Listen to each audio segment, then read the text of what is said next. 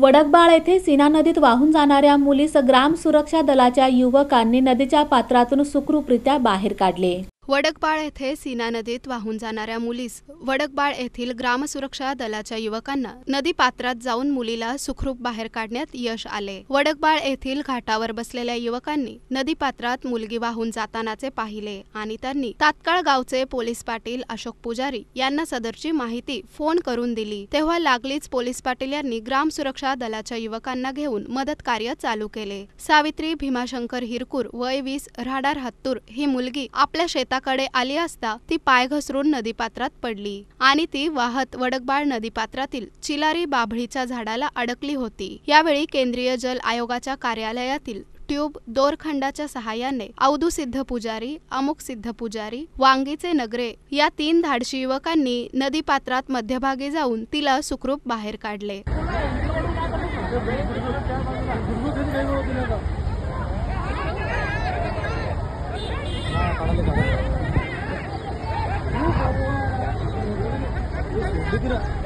या कामी पोलीस पाटील अशोक पुजारी, उपसरपंच राहुल पुजारी, विकास मुलगे, सुनील वनमाने, रविकांत पुजारी, भीमाशंकर पुजारी, चेतन बिराजदार, विठ्ठल विंचुरे, प्रवीण पुजारी, अन्नप्पा पुजारी, सोनू लिगाडे यांनी परिश्रम घेतले। सध्या सीना नदी दुथडी भरून वाहत आहे। अशाही स्थितीत गावातील ग्रामसुरक्षा दलाच्या तरुणांनी धाडस करून वाहून जाणाऱ्या मुलीस वाचवल्याने त्यांचे सर्व स्तरातून कौतुक होत आहे।